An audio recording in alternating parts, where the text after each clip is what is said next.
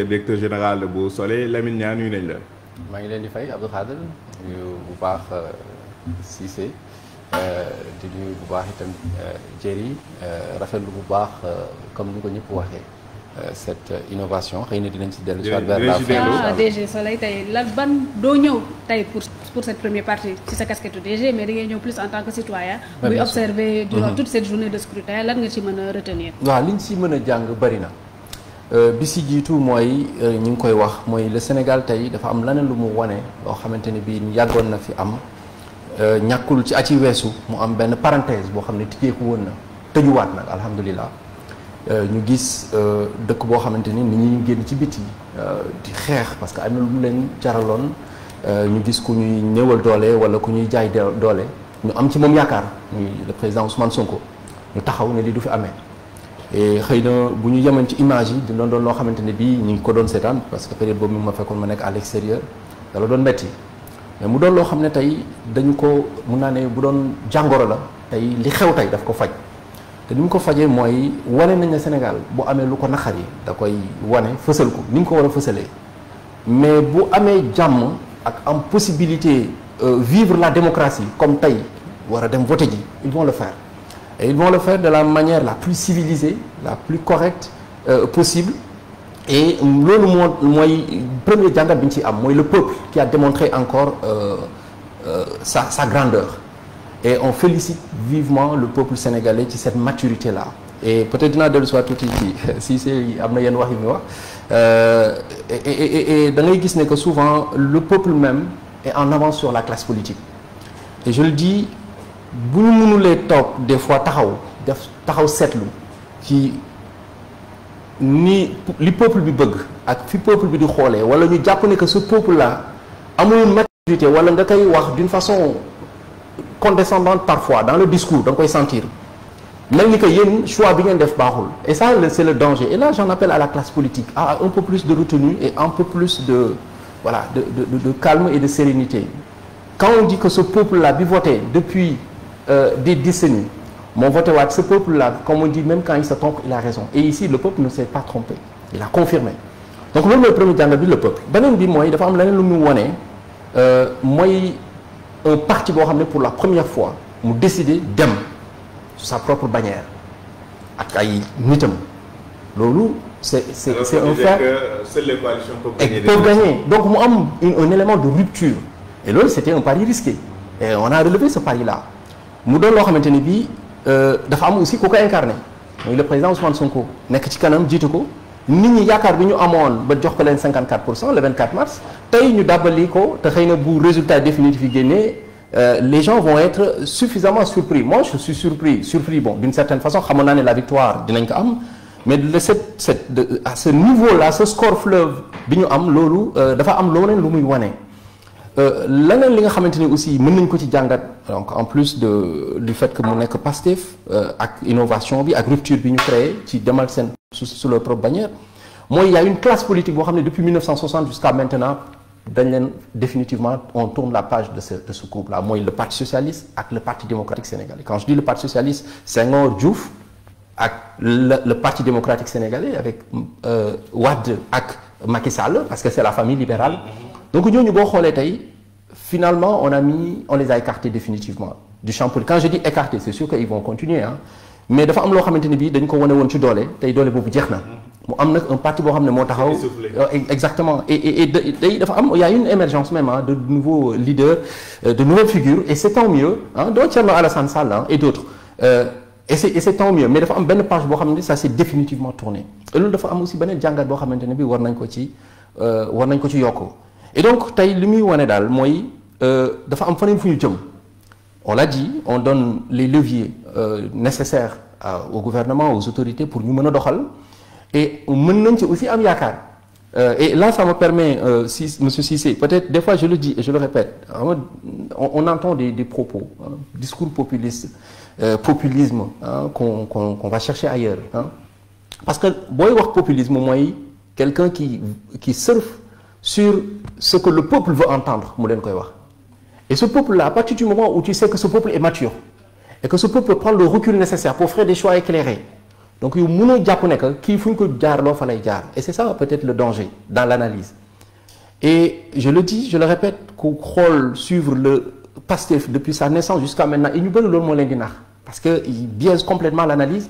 en pensant qu'au départ bon c'est un parti des réseaux sociaux voilà c'est un parti fait juste d'intellectuels c'est un parti fait de jeunes et ils prennent peut-être pas le temps nécessaire de def le recul pour xool mais ñii lan moo tax li ñuy wax mu jàll parce que Ousmane Sonko il parle du peuple au peuple il parle du Sénégal aux Sénégalais et ça c'est très important on a beau aujourd'hui reprocher à je donne l'exemple de Trump mais c'est un choix de la population américaine par rapport à ñoom seen ay aspirations donc yow mënoo toog ne par exemple moi je suis un noir et tu as un président qui est xénophobe nga ne c'est un populiste il n'est pas populiste mais il parle de ce que le peuple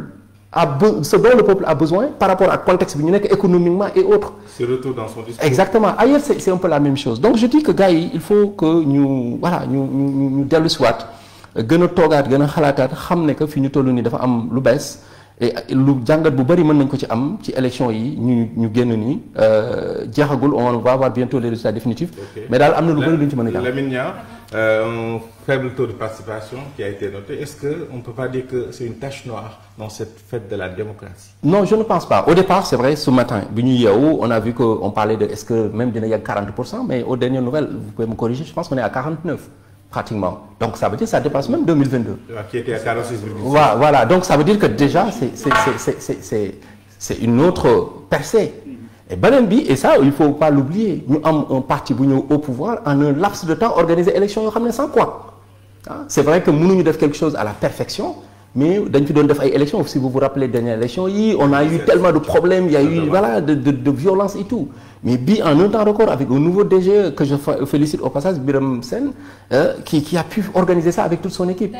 D'ailleurs ça on va faire un petit point DGE constat bi ñu jot a def ils nous l'ont partagé. Ils ont noté un retard dans le démarrage. Avec des photos de bulletins qui sont pas claires yenn yi aussi des bulletins manquants bulletins parfois sans recto etc. Des cas aussi d'électeurs à Touba yu nga xamante ne nii ils n'ont pas émargé ak aussi yéen bu mel noonu à Mbour donc ñoom loolu lañ jot a répertorier comme problème tey. mais globalement mais c'est ça c'est-à-dire que c'est comme je le disais c'est-à-dire mënoo def loo xamante ne bii c'est parfait. Surtout ak contexte bi ñu ko organisé c'est des élections anticipées avec une nouvelle équipe donc c'est tout à fait normal xëy na mu am yenn kii mais même en parlant de Thierno Alassane Sall à sa sortie il l'a dit il a félicité il a trouvé en tout cas au niveau de l'organisation il y avait pratiquement rien à dire et donc loolu moom tey bu fekkoonte ne am na lu ñu mën a reprocher le parti au pouvoir dans l'organisation gars yi loolu la ñuy yendoo ah dinañ toog ba léegi dañ lan lañ doon xam avant da ngay toog pratiquement ba midi passé ñu naan la fii mënuñu fi voter nga gis ay problèmes ñi ñu déplacer leen en tout cas il y a eu énormément de problèmes yoo xam ne dañ ko doon constater avant ce qu'on ne voit pas donc aujourd'hui je pense qu'on peut être satisfait de l'organisation et surtout encore une fois de cette belle mobilisation en rappelant que pour ce taux de participation c'est un taux très honorable je pense par rapport à que on sait que législatif du présidentiel non plus effectivement voilà. C'est pas la même chose merci beaucoup DG donc tey une dernière question sur le dispositif ak dimanche électoral c'est une première pour le Soleil. Waaw c'est une première et ça s'inscrit dans ñun tout le temps li ñuy def di ci dox bi ñu dénkee le Soleil ak léegi mooy d'être dans l'innovation de réfléchir à constamment comment innover comment mettre en place de nouvelles choses et je l'ai toujours dit d'ailleurs bi ma demee sama émission ba la dernière fois maa ngi koy wax mooy il y a tellement d'opportunités à saisir il y a tellement de choses à faire et ce pays-là on va le construire et je peux vous le dire et vous le répéter que on va le développer parce que les énergies sont bonnes les motivations sont bonnes la bonne foi elle est là le désir de servir il est là et donc ça fait que nit ñi boo leen ci woo dinañu la sa wuy si parce que dinañu dégg lan mooy li nga xamante ni bii moom nga leen di wax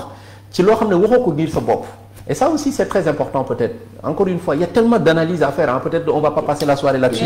mais loolu aussi ci bokk na ci lax les Sénégalais xam ne ñii war nañ leen mën a dénk mooy da ngay ñëw pour vous servir définitivement et je le dis moi je suis un directeur général j'ai beaucoup d'amis directeurs qui sont des directeurs j'ai des amis ministres mais koo ci gis liggéey bi muy liggéey yow da ngay dem sax daal ne mën naa dolliwaat ku ci nekk am nga la bonne volonté maintenant encore une fois lépp matul et c'est du work in progress il y a des choses à arranger et tout mais ce qui est le plus important mais gisuma ci en tout cas ci ñi ma xam koo xam ne da ngay ñëw daane pour nguuru on est là pour servir et ce peuple-là entend ce discours-là il le voit à commencer par le président de la République le premier ministre les ministres et donc bu ñu dafa am faneen fu ñu yóbbu foo xamante ni bi à partir de maintenant dinañu développer donc pour revenir au soleil ci foofu la ñuy inscrire waa donc le digital par exemple mu neen loo xamante ni bii voilà on l'a laissé en rade malheureusement ces dernières années et ñu xam ne que c'est tout un potentiel tey war nañ ko mën développer et surtout comme li may wax travailler ensemble en synergie parce que tey mënoon nañu ne ñun duñ ko def tant que amuñu suñu studio tant que amuñu suñu kii voilà donc voilà ñu def une belle collaboration avec le CESTI ces deux institutions hein. Donc ça rend encore que cette importance que liggéey bi ñu def tey am on a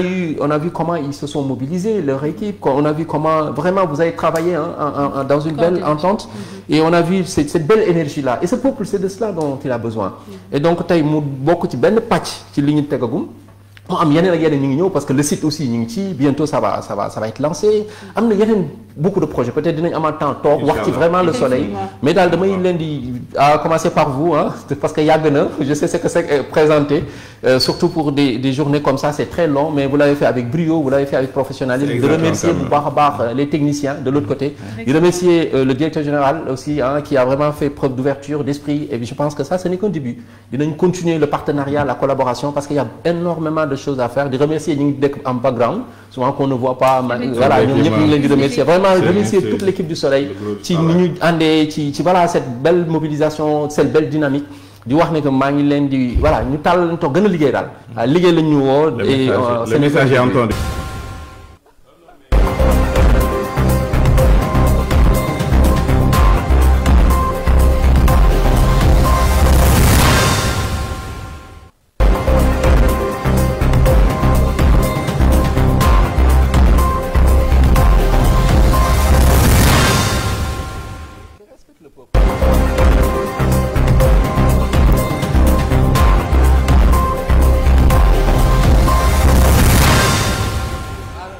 reer bi ñëw